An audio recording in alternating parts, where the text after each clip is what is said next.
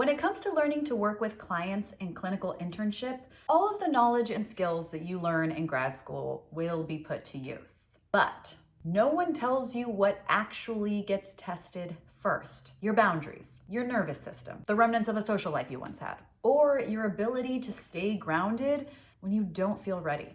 If you're a new therapist navigating clinical internship for the first time, or you're just curious about the field of psychotherapy in general, you're in the right place.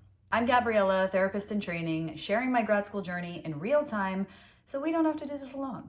In this episode, I'm sharing 13 practical ways I've learned to care for myself as a new therapist, from documentation to being authentic to how to handle pre-session anxiety.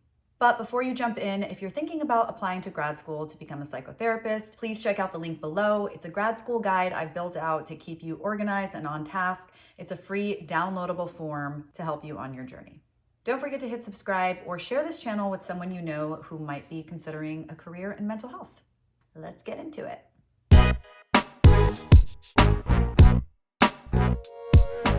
Dear future therapist, I'm Gabriella and welcome to my YouTube channel. So here are 13 things that I wish I knew about before I started clinical internship and some practical takeaways to help you on your journey as you learn to navigate clinical internship for the first time. And keep in mind, if something doesn't resonate with you, take it with a grain of salt. These are my personal opinions about how to navigate each of these 13 key areas that I've identified. All right, so the first thing I want to talk about is authenticity. And really what I want to emphasize is learning how to lean in to authenticity. We as therapists are human beings, we are not robots, and sometimes we can get a little stuck in our heads with all of the clinical language and jargon that's constantly being tossed around in our brain. And we basically have to learn how to synthesize or translate that jargon in a way that makes sense and is digestible for our clients. It doesn't do anyone any good if we're speaking in a way that sounds so clinical or robotic that our clients are not able to connect with or understand what we're saying. I think that there's definitely, especially with us newbies in clinical training, a desire to kind of want to prove ourselves or to come across in a certain way that sort of fits this idea of what we have in our head of what it means to be a professional therapist, even in our early stages of clinical internship. Maybe it's like an overcompensating thing, but ultimately that does us a disservice because when we are stuck in our heads about how we're sounding and if we're coming across professionally or if we're speaking with the right types of technical terms, we lose that connection with the client with whom we are trying to build rapport and build this therapeutic relationship, which is the most important thing in therapy. So leaning into learning how to just speak as yourself as a human being with a client can actually be a little bit tricky when you're first starting out. On the one hand, we do want to maintain those professional boundaries. And on the other hand, we want to build rapport and create a sense of comfort and safety to where the client feels like they can be themselves and they can share openly and honestly. I found that for me, the more comfortable I am in the room sitting across from a client, the more I start to speak more naturally and like myself. And what's funny is that a lot of times the things that we struggle with out in our professional lives cross over into a lot of other areas of our life, right? Like even doing this YouTube channel, it's taken me some time to feel like I can sit into my natural voice, or even to do an episode that's just entirely unscripted or where I'm just working off of notes versus memorizing little passages and perfectly constructed phrases of what I want to talk about, what I want to share with. So I think the more comfortable we get in any environment, especially when we have a strong foundation of knowledge and a confidence in what we're doing, the more that authenticity will naturally start to show through. And one of the best parts about this job is that to a certain extent, you get to be yourself. And you as a human being, the energy and the essence that you bring to the table as a therapist is ultimately why your clients will keep coming back to you, why they will be able to build trust with you, and why they will or will not be able to connect with you. All right, this next one might be a little bit of an unpopular opinion, but it is to embrace ignorance. to lean into not knowing. As baby therapists, as clinical trainees, there is such a steep learning curve to this field. We are constantly learning as professionals. We don't even have access yet to all of the research that is constantly being done in the field of neuroscience and psychology. So we are constantly sharpening our tools and learning and absorbing. And so much of this work is also repetition and practice and gaining more experience as you move through your career. However, in these early stages, it's impossible to know everything about every single DSM diagnosable disorder or to fully know how to support a client when they are sharing their traumas with you for the first time. This is one of those fields where fake it till you make it will actually do harm. So it's better to embrace not knowing. And when confronted by an inquiry or a direct question from a client, to let them know that that is something that you can get back to them on. And that is perfectly okay to do. This is why we have consultation, we have resources, we have access to evidence-based peer-reviewed studies where we as clinicians can get more information. We have a DSM that we can reference when we are looking at diagnostic criteria and how certain symptoms can overlap. This is why we consult with addiction specialists, psychiatrists. People have expertise in very specific areas. And in the worst case scenario, we can always refer out if we recognize that a client has a higher level of need than we are able to take on ourselves. Personally, I would much prefer my therapist tell me that they'll get back to me on something or that they'd like to do a little bit more research on a topic that I want to delve into than to sit there across from me in the room and try to bullshit their way through a conversation. Your clients will smell that shit from a mile away. When someone admits to me that they're not sure of the answer, but they are committed to finding the answer, that to me instills confidence. And the last thing I'll say about embracing ignorance is be open to feedback and also be open to your client possibly knowing more about a topic than you have because they have the lived experience of having gone through it. And it could be that they have been to several therapists before you. They may already have a lot of knowledge and expertise on whatever that particular topic might be. So embrace it. That's a gift. And our clients are teaching us new things all of the time. Okay, the third thing on my list is documentation. So the first thing I'll say is fight the urge to put it off. I know for me, there are so many times where immediately after a session, I have that need to kind of regulate myself before going back to a desk, sitting down and typing out the notes from our session. So I will walk around the room. I might want to chat with a coworker or just kind of do something else to sort of re-regulate my body and my mind and to sort of snap out of whatever emotional state was present in that session. Now, that urge to want to re-regulate is natural and normal and important. However, fight the urge to put off writing your progress note after a session.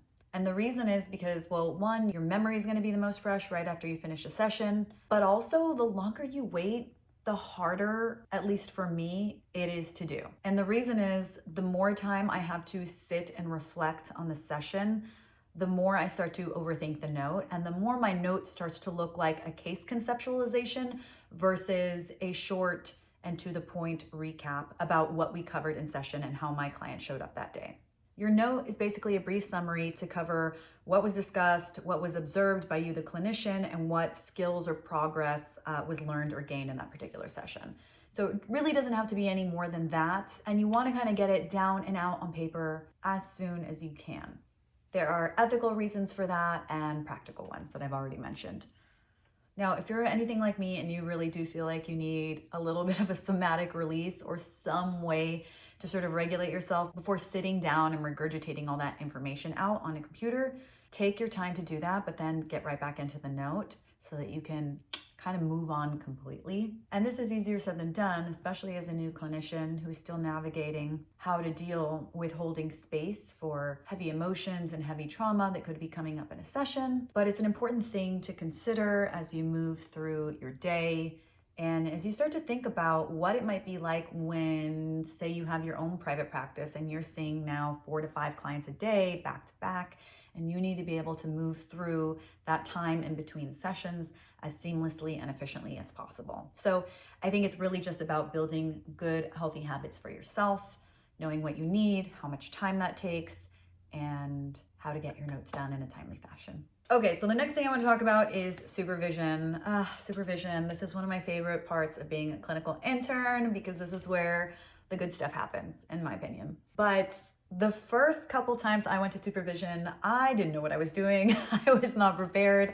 I mean, I had written some questions down, but in terms of knowing how to use that time the most efficiently, I definitely got schooled by my supervisor in the best way possible about how to show up and how to truly be prepared. My way of approaching it was kind of writing a few questions here and there about each of the clients I was seeing. And what my supervisor asked me to do is to come in with a client's name, age, diagnosis right off the bat. Provide that context quickly and efficiently so then we could start diving into questions and then really start consulting on the case as a whole. So once she gave me that little bit of feedback and redirect, I was like, okay, now I know how to show up, be prepared, and hit the ground running because we only have 1 hour to do this. And I want to get as much meat out of that very, very valuable time that I have one-on-one with my supervisor as possible. So at the top of my supervision session, I provide that quick little bit of context for the client that I want to speak about. And I've also noticed that depending on the complexity of each client, we typically will only get to 1 or 2 clients per supervision cycle. So if you're seeing 5 or 6 clients, you may only end up talking about one of them. So I learned to lead with the highest priority client first. And how I determine that really depends on the complexity of the case, or if that client might be in crisis at that time, or whatever I'm finding to be the most challenging or wherever I'm feeling the most stuck. So that could look different each time. In addition to talking about those high priority clients first, another thing to prioritize in supervision, if and when it comes up, is any personal issues you might be having that could be impacting your work. I would even argue that that might even go ahead of any client consultation, because if there's anything going on with you that could be impairing your ability to be a good clinician for your clients, that definitely needs to be addressed. And your supervisor is a person who you would share those things with. And that is not anything to be ashamed of. That is you being a responsible and ethical clinician, period. Okay. The next thing I want to talk about is imposter syndrome. This is something that is felt pretty universally for new clinicians. I did a whole episode on this. I'll link it in the show notes. But my takeaway with the feelings of imposter syndrome that will inevitably come up as a new clinician is that it is okay to start before you are feeling ready, because you might never feel ready. Every client that comes into the room is going to come in with something slightly different than the client before. Now, over time, you will see things come up again and again, and through experience and learning and a lot of education along the way, you'll get better and better, like with anything. But there's always going to be moments where we don't feel completely prepared to take on a certain type of client or a case. So it is okay to start before you feel ready, to take action before you're ready. The way I've navigated through it is really just making peace with it, knowing that that feeling might never go away, and that's okay. One of the things I've actually found really exciting about being a new clinician is you do get to experience all of these firsts, right? The first time you work with a client with X type of disorder or this particular type of trauma. When else up to this point have you ever had that drive and urgency to learn as much as you can about that particular topic than when you are literally working with a client that is going through that particular situation? I don't know about you, but I'm going home that day and I'm Googling and I'm researching everything I can find out about that so that I can show up and be better and be a more knowledgeable clinician to that client the next day in session. On another note, I was having a conversation with my dad the other day, telling him what I was doing in my internship. I told him that I was seeing therapy clients and that I was doing assessments and diagnosis. And he was sort of blown away at all of the responsibility that is put onto the shoulders of a new clinician. I think he was right to respond in that way, Because the thing is, we are entrusted with an incredible responsibility of working with clients and making sure that we are not doing harm, that we are handling each client in a way that shows a depth of empathy, support, knowledge, care, consideration, and taking the time to build trust and create safety for that client. That is a huge responsibility that we as new clinicians do not and should not take lightly. So if you're feeling a little bit of imposter syndrome in all of this, it's probably a sign that you care. And that's a good thing. And that's human. And that's real. So you're not alone in that. Okay, let's talk about client scheduling. This is not something that I ever really thought about before I started my internship. But if you have the ability to choose when to schedule your clients, it could actually be beneficial to do this in a way that is strategic to when you have the most energy. For example, if you know that your energy kind of wanes in the later afternoon, you might want to stack your clients in the morning. Or if you know that you're kind of a later afternoon grinder, or maybe you have a site where you're allowed to see clients in the evening, maybe that's when you want to put the bulk of your clients. Or if you're seeing clients all throughout the day, maybe you want to put the more challenging cases or the clients that are a little more emotionally demanding at the times of day when you feel like you have the most energy. Giving somebody your undivided attention requires a lot of focus and energy, whether that's a client or just a person in your life, but in particular when you're working with clients. So just being mindful about where your energy dips and drops throughout the day can be helpful, and it's just like one other little thing to remember when you do have freedom and how to schedule your clients. It never hurts to set yourself up for success in that regard if you can help it. Okay, this next one is crucial, especially for anybody working and helping professions, because the truth is a lot of us can kind of suck at this one, and it's boundaries. So that means holding boundaries with clients with regard to no-shows and cancellations. It never hurts to remind them that this is still a professional relationship. We have schedules. Our time is as valuable as their time, right? We don't want to no-show and cancel and show up late to our client sessions. We only ask that they show us that same level of respect. So if a client is continuously late or canceling last minutes, there may have to be a conversation about what the policies are at your site when it comes to canceling or no-showing, and just a gentle but firm reminder that, maybe the policy at your site is 2 no-shows and you drop them as a client, or maybe there's a probationary period, or whatever the policy might be. It is your job as a professional to reinforce those boundaries and to maintain that level of professionalism. I think there's sometimes a sense among interns that because we are required to be there to get our hours, to obtain licensure, that it's no big deal if a client misses here and there. You just want them to come back, and you want to maintain the continuity of service as much as possible because you kind of need them as much as they need you in a sense. But that is setting you up for failure in your future practice. And it's just not a great precedent to set for you, your clients, for the way that you work. So yeah, sometimes it might be uncomfortable to have those conversations with a client, especially if you know that they are going through crisis or they're going through something very difficult. But these are conversations that must be had in order to maintain a level of respect for both parties in the relationship. Okay, moving on to getting your hours. So while in a grad program, my grad program, for example, requires students to get a certain number of hours while you're in the grad school program. So when we go to a site, we are required to get a certain amount of direct client hours. Now, this can be tricky depending on what kind of site you are and how they assign clients to interns.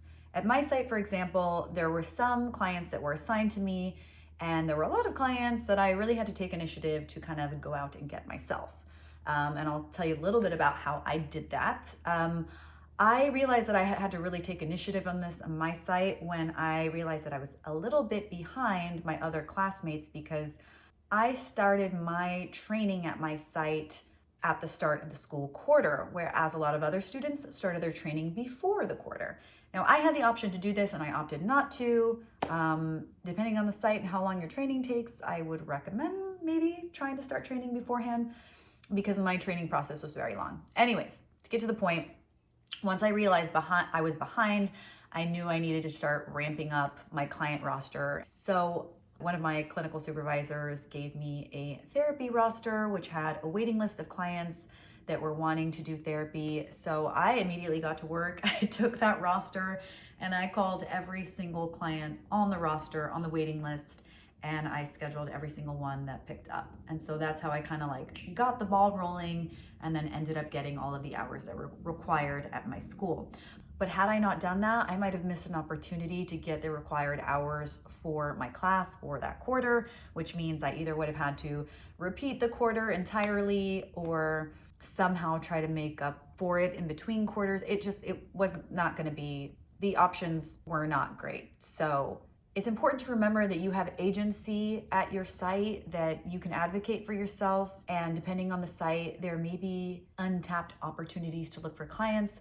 I know that I heard of other people in my cohort that were having difficulty getting enough direct client hours while working in the school system, because I think they were kind of at the mercy of students sort of coming in and bringing themselves into therapy. I'm not sure how it worked. I was not at a school site myself, but when I was thinking about this challenge that my fellow student had, I was kind of curious to know if they had the freedom to maybe go into classrooms and introduce themselves to the student and kind of familiarize with themselves with the students, maybe do a little bit of observation, and just kind of make their presence known, because it can be difficult when you are sort of just sitting in a counseling office waiting for people to show up. So I think there sometimes can be creative ways to kind of go out and seek out clients and take that initiative, but it's really site dependent. So I'd be really curious to know if anybody else has run into this issue of not being able to get enough direct client hours, and how you have found creative ways to sort of figure that out for yourself, because I know that it's just one of those other stressors on top of your schoolwork, on top of showing up and already feeling apprehensive about the thought of even seeing clients for the first time. Now you kind of have to really put yourself out there and be a little more assertive with stating your needs and speaking up for whatever the requirements your grad school is pushing you towards. So if anyone's going through that right now, I feel for you and I would love to know about your experiences. So definitely let me know in the comments. Okay, so this next thing is something that has helped me tremendously, and I always think that no matter what industry you're in, no matter what field you're in, when you are building, when you are in school, you're studying to be whatever it is you want to be, you need to meet other professionals in your field. You have to put yourself out there and connect with people who are doing the thing that you want to be doing. Now, this is great for so many reasons, especially for future therapists, because it feeds into so many things that we need when we're in this early phase of our career. So for me, I was lucky enough to get introduced to a therapist who lives in my area, and it just so happened that that therapist has a monthly therapist meetup group where she invites a group of local licensed therapists in our area that have a myriad of different expertise, that are working in private practice and group practice, and they get together and they talk about what they're doing. They talk about their practice, they talk about their needs, they might do consultation. In one of our meetings, one therapist did a live EMDR session for another therapist. So I got to just sit in and observe, which was super cool. And when you start building community like this, you find other people like-minded who you get to nerd out with and learn things from. And this can be so validating on a personal level because you're with a group of people that have been through things that you've been through, and they can really validate your experiences and your challenges and maybe even provide a little bit of advice or mentorship, best case scenario. And you don't even need a whole group to do this. You can reach out to somebody in your area, look them up, Google them, send them a DM and be like, hey, I'm so-and-so, I'm attending X university, and I'm also really interested in psychodynamic theory, or I also really want to become an expert in EMDR or DBT. Could I take you out for lunch? Could I buy you a coffee? Could we talk about this? And people love to talk about themselves. So chances are, you send out 3 messages, somebody responds, and just like that, you have a connection and you're starting to build your network little by little. So this isn't rocket science. This applies to all industries everywhere.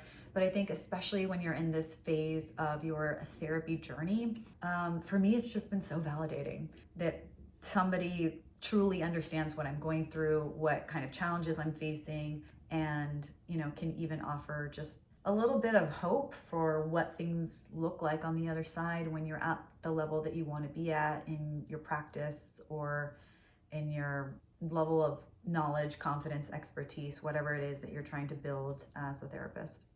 Meeting other therapists who are doing what you want to be doing gives you a glimpse into your future.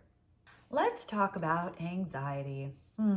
My old friend. So how do we reframe pre-session anxiety? First of all, let's talk about what anxiety is. Anxiety shows up as a response to doing something new.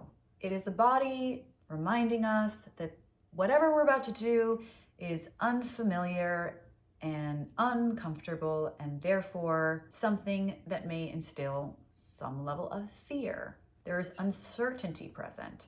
As new clinicians, if you're feeling it, it's a good sign you're growing and you're doing something challenging. There are going to be clients that you feel more comfortable working with, even excited to work with, and there are clients where you sometimes question whether you are moving the needle even a quarter of an inch when it comes to your weekly progress in the room. The way I have reframed my pre-session anxiety is that I remind myself that when I am feeling that, it is a sign that I am growing as a clinician. I am stretching myself to the point where my whole body is experiencing something on a visceral level. Now, can this be a problem going into a session? Sure. If you aren't able to regulate yourself and develop an awareness around what's happening, that could be a problem because you don't want to bring in that type of energy into a space with a client. So the first thing is, of course, to become aware of what's happening in your mind and your body, why that's happening, and then to remind yourself that you're safe and you're just experiencing something new and uncertain. And on some level, that's kind of an exciting thing. And as we know, anxiety and excitement can look exactly the same in terms of how it shows up in our body. So taking a minute to ground ourselves, to bring our heart rate down, to take a few deep breaths before those sessions, maybe even some quiet time alone is something that always helps me. And I think the key thing for me is that I've learned not to run away from it. Okay, these last 3 things on my list are really how to take care of yourself, just out in the world and in life. And one thing on the list, don't kill me for including this one, is to socialize. Have a social life. Have friends and relationships where you can talk about non-therapy, non-healing related stuff. The reason I said don't kill me is because I know this is so difficult to ask of people who are in grad school full-time, doing full-time grad school, in some cases full-time internships, or at least part-time, and also having their own, survival jobs and possibly family obligations, relationships with partners, kids, all of these things. So to tack on another thing to this can be seemingly impossible, but this can look so many different ways. We have technology, we have FaceTime, we have phone calls. Just calling a girlfriend, and talking about bullshit for 45 minutes.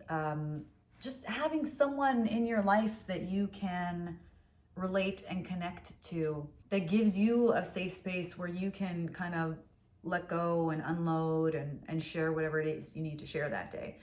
Those kinds of relationships are so critical to longevity in this career, in this field, and starting to build those habits and those go-to friends or even family members in your life that you can have that type of easygoing communication with is just so important. So I had to include it in here.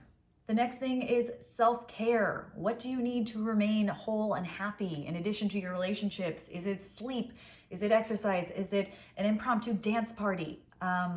Finding things that you can do that feed you and fill you up, that don't involve just disassociating.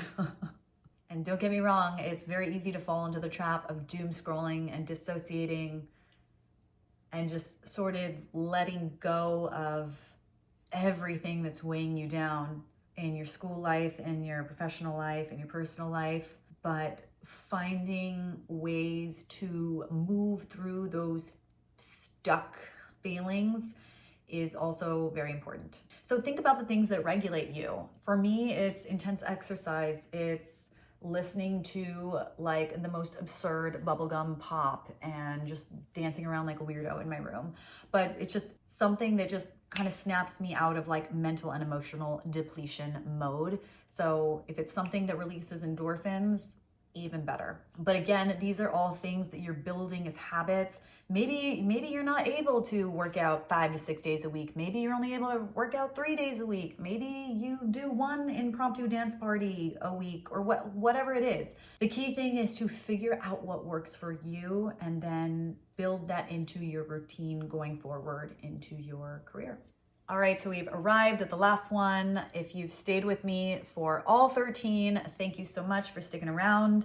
The last item on my new therapist survival guide is remembering your purpose, the reason you decided to pursue this career in the first place. You will have hard days, and I think it's on those hardest of days where this piece comes into play and can have arguably the biggest impact of all of the things that I've mentioned. For me, part of my purpose in pursuing the mental health field was to reduce cultural stigma on mental health in the Latino community. That is part of my broader North Star of what keeps me going and why pursuing this path has been so important to me. So on the days when I'm finding it the hardest to push through, or I'm losing my sense of why am I here and what am I doing, or I start to give in to self-doubt, I treat myself like the client.